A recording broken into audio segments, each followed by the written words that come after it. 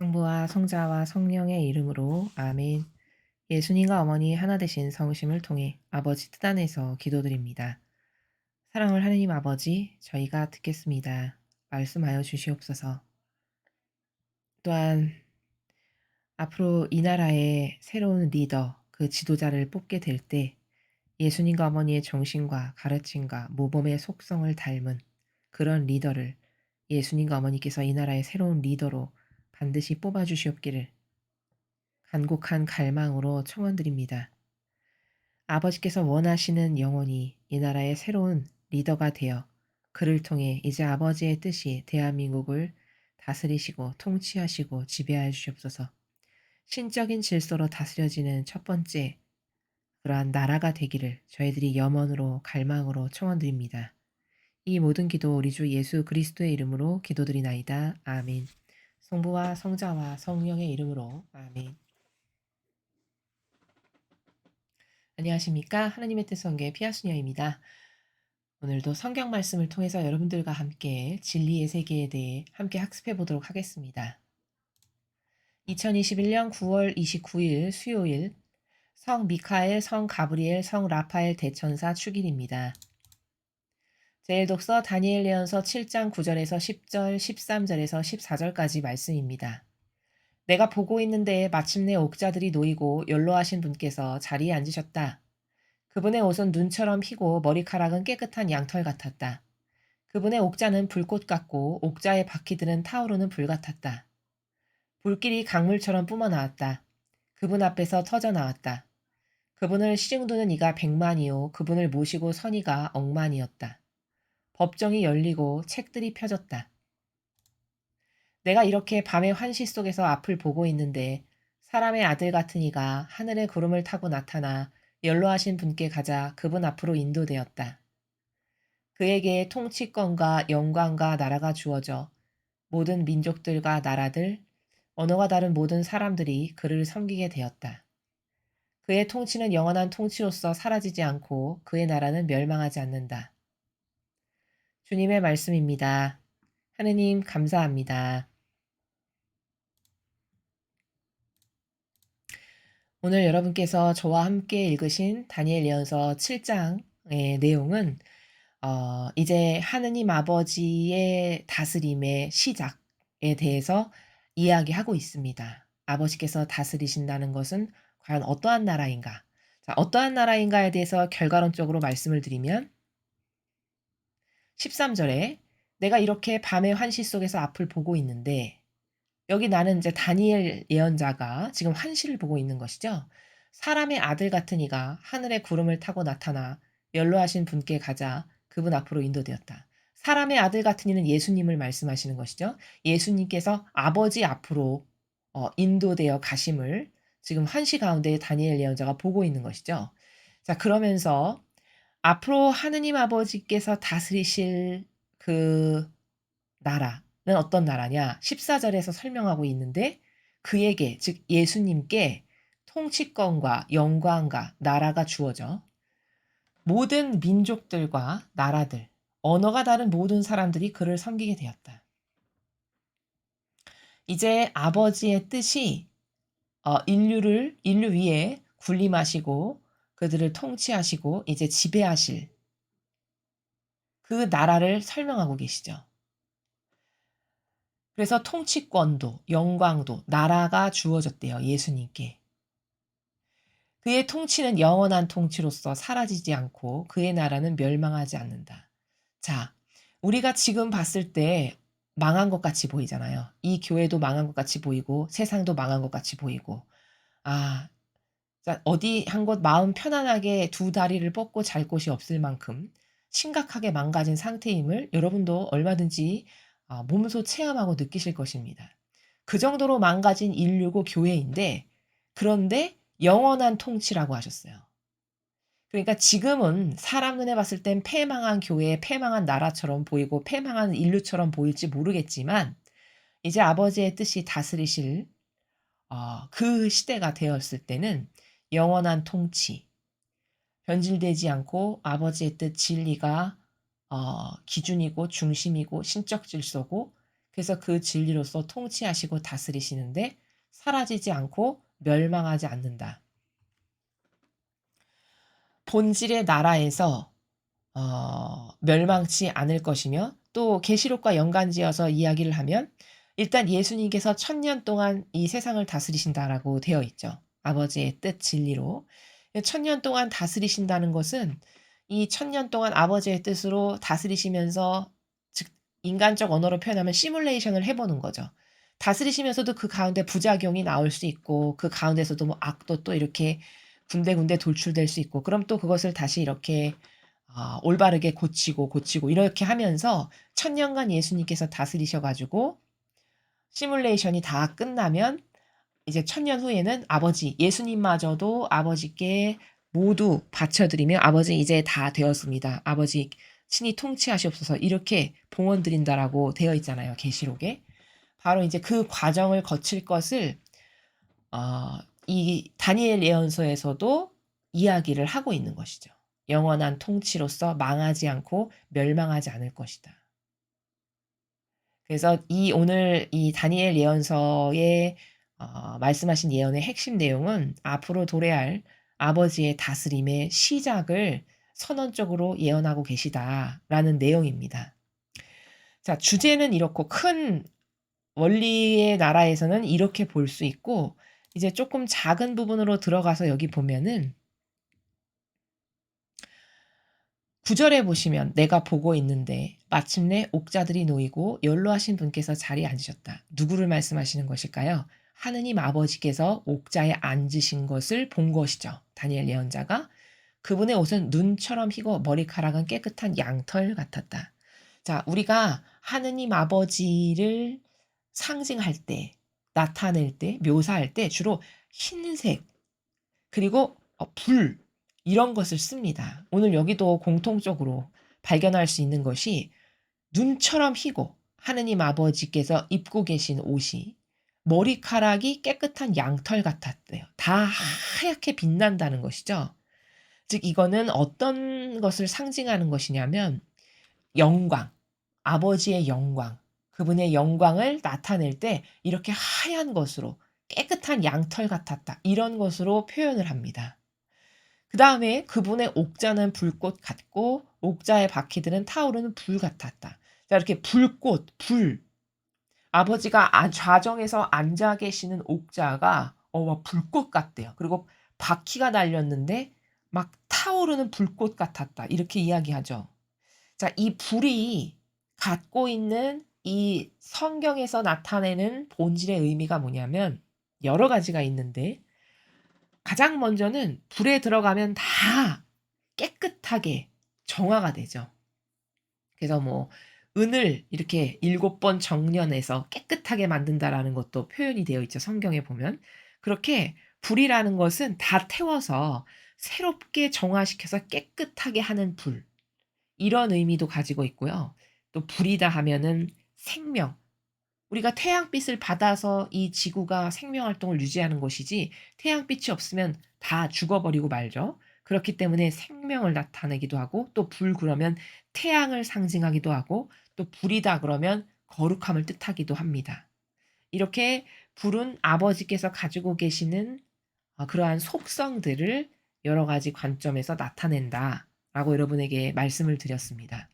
그래서 10절도 또 불이 나오죠. 불길이 강물처럼 뿜어져 나왔다. 그분 앞에서 터져 나왔다. 그분을 시중드는 이가 100만이요 그분을 모시고 선 이가 억만이었다. 여기 이제 시중드는 이라 하면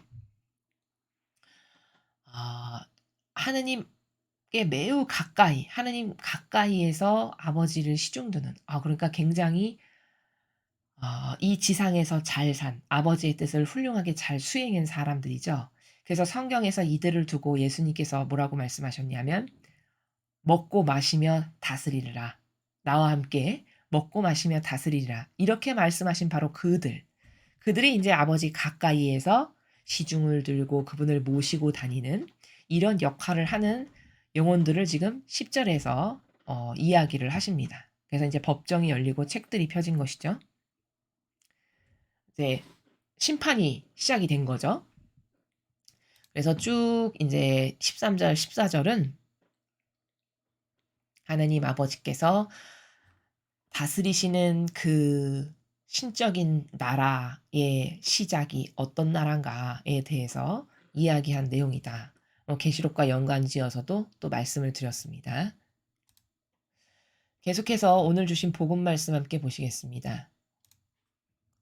요한복음 1장 47절에서 51절까지의 말씀입니다. 주님 영광 받으소서. 그때 예수님께서는 나타나엘이 주님 쪽으로 오는 것을 보시고 그에 대하여 말씀하셨다. 보라, 저 사람이야말로 참으로 이스라엘 사람이다. 저 사람은 거짓이 없다. 나타나엘이 예수님께 저를 어떻게 하십니까? 하고 물으니 예수님께서 그에게 필립보가 너를 부르기 전에 네가 무화과나무 아래에 있는 것을 내가 보았다. 하고 대답하셨다. 그러자 나타나엘이 예수님께 말하였다. 스승님, 스승님은 하느님의 아드님이십니다. 이스라엘의 임금님이십니다. 예수님께서 나타나엘에게 이르셨다. 네가 무화과나무 아래에 있는 것을 보았다 해서 나를 믿느냐? 앞으로 그보다 더 큰 일을 보게 될 것이다. 이어서 그에게 또 말씀하셨다.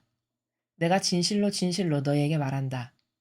너희는 하늘이 열리고 하느님의 천사들이 사람의 아들 위에서 오르내리는 것을 보게 될 것이다. 주님의 말씀입니다. 그리스도님 찬미합니다.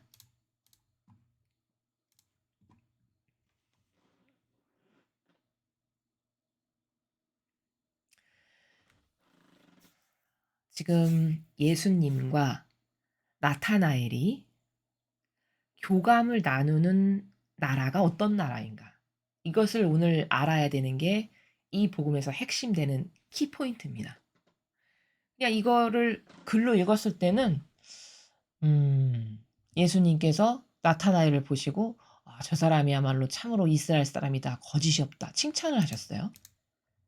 그러니까 나타나엘이 아니 오늘 처음 봤는데 어떻게 저를 아십니까? 이렇게 물어보죠.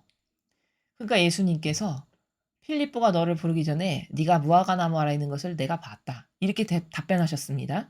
그랬더니 그 답변을 듣자마자 갑자기 나타나엘이 스승님, 스승님은 하느님의 아드님이십니다. 이스라엘의 임금이십니다. 이렇게 반향을 해요. 아니 도대체 둘 사이에 어떤 교감과 소통이 되었길래 갑자기 나타나엘이 뭐 하느님의 아드님, 이스라엘 임금님 왜 이렇게 반향을 하는가? 도대체 이게 어떤 행간의 나라인가? 이것을 알아야 되는 것이 오늘 이 복음을 이해하는 데 핵심 관건이다라는 말씀을 드린 겁니다. 지금 이 상황은 정리를 하면 이런 겁니다. 이제 이 나타나엘이 이제 필립보와 함께 이제 필립보가 나는 하느님의 아들님 그리스도를 이제 만났다고 이렇게 이야기를 하니까 나타나엘이 여기는 나오지 않는데 이 앞부분인가에 그렇게 이야기하죠. 뭐 나자렛에서 뭐가 나올 것이 있겠소 이렇게 이야기를 해요. 그러니까 그럼 나와 함께 가서 봅시다. 이렇게 해서 이제 지금 나타나엘이 필립보와 함께 예수님께 오게 되는 이런 과정인 거거든요. 근데 예수님께 딱 나타나엘이 왔는데 예수님께서 그에 대해서 어떤 사람인지 속성을 정확하게 찝어서 말씀하시기를 저 사람은 거짓이 없다. 이렇게 말씀을 하셨어요. 그러니까 나타나엘이 굉장히 정직한 사람이었던 거죠.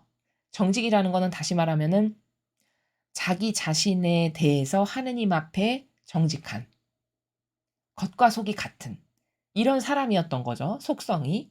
근데 예수님께서는 그 사람의 내면의 속성을 무엇인지를 정확히 하시니까 완전히 딱 집어서 이 사람이 어떤 사람이다 딱 정의를 했습니다. 그랬더니 나타나엘이 깜짝 놀라는 거죠. 아니 저를 어떻게 하십니까? 이렇게 되는 거예요. 지금 나 여기 처음 와서 처음 만났는데. 그러니까 예수님께서 필립보가 너를 부르기 전에 네가 무화과 나무 아래 있는 것을 내가 보았다. 자, 48절에 예수님께서 말씀하신 이 문장을 이해하는 게 핵심 관건인데 지금 예수님께서 말씀하시는 저 정신세계는 어떤 거냐면 무화과 나무 아래에 있는 걸 보았다 하셨잖아요.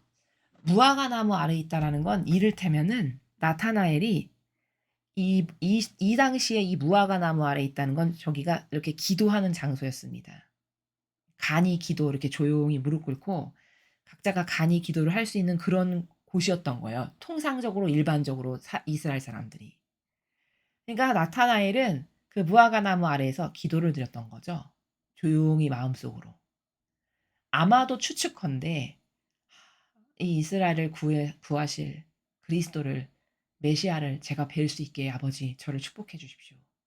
이 이스라엘을 구하실 메시아를 그리스도를 어서 뭐 보내주세요. 이를테면 이러한 기도를 이제 조용히 마음속으로 아버지와의 그 대화의 교감의 나라에서 기도를 했던 거죠. 근데 그 기도를 해서 예수님을 지금 만났고 그 기도의 응답으로서 게다가 예수님께서 나는 네가 무화과 나무 아래 있는 걸 봤다라고 말씀하시는 저 행간은 어떤 거냐면 너 무화과 나무 아래에서 이렇게 기도했지. 나 네가 그 기도하는 거 다 들었다. 이 말씀을 요렇게 표현하신 거예요. 보았다라고 하는 단어로. 사람은 보았다 하면 눈으로 본 것만을 생각하지만 예수님은 본질의 나라에서 펼쳐진 모든 것이 예수님 입장에서는 보신 거죠. 그쵸? 3차원의 예를 들면 4차원의 세계에서 일어난 일을 우리 눈에는 그게 보이지 않는 일이지만 예수님의 정신세계에서는 살아가시는 나라에서는 그게 보이는 나라란 말이에요. 그러니까 보았다. 이렇게 표현을 하신 거라는 말입니다. 그러니까 예수님께서 말씀하신 저 행간의 나라가 무슨 뜻인지 나타나엘은 지금 정확하게 아는 거예요. 이런 거죠. 나만이 긴밀하게 하느님 아버지와의 관계에서 속삭였던 어떤 교감을 제3자인 누군가가 정확하게 콕 집어서 말한다면 소스라치게 놀라겠죠. 지금 그런 상황입니다. 나타나엘의 입장이. 그러니까 그 무화과 나무 아래서 하느님께 갈망으로 기도드리고 이런 이스라엘의 그리스도를 메시아를 저도 만나게 해주세요. 아버지 얼른 보내십시오. 예를 들면 이런 갈망을 하였는데 진짜 그리스도인 메시아를 만났고 거기서도 소름이 끼쳤는데 너 무화과 나무 아래에서 기도했지. 너 이러이런 기도했지. 나 네가 기도한 거 다 들었단다. 이거를 딱 사인으로 알아들은 거예요. 나타나엘의 영혼이. 내가 아까 기도한 그 기도를 하느님 아버지께서 이루어주셔서 만나게 해주셨구나. 이분이 그리스도시구나. 단박에 딱 알아듣고 스승님은 하느님의 아드님이십니다. 요렇게 반향을 하는 겁니다. 그러니까 48절과 49절은 예수님께서 나타나엘의 속마음을 정확하게 캐치해서 찝어서 말씀을 하시니까 어떤 나라에서 무슨 기도를 했는지 자기만 알잖아요. 나타나엘은. 그 마음의 나라의 행간을 정확하게 집어서 말씀하시니까 그리스도가 오셨구나. 내가 아까 기도한 게 이루어졌어. 이분이 메시아시구나. 이렇게 그 영혼이 올바르게 딱 알아듣고 반향을 딱 해서 하느님의 아드님이시군요. 이스라엘의 임금님이시군요. 요렇게 반향을 하고 교감을 하는 나라다라는 것입니다. 자, 그러니까 이제 예수님께서 아이 너 별것도 아닌 거 이렇게 놀라냐. 예를 들면 행간의 나라가 무화과 나무 아래 있는 걸 내가 보았다고 해서 너 나를 믿니?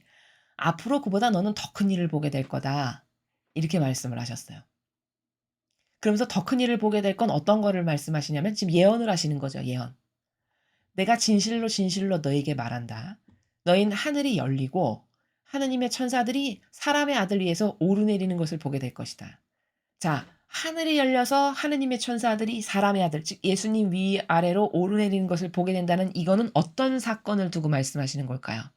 예수님의 앞으로 승천하실 앞으로 벌어질 그 일을 두고 미리 예언을 하시는 거죠.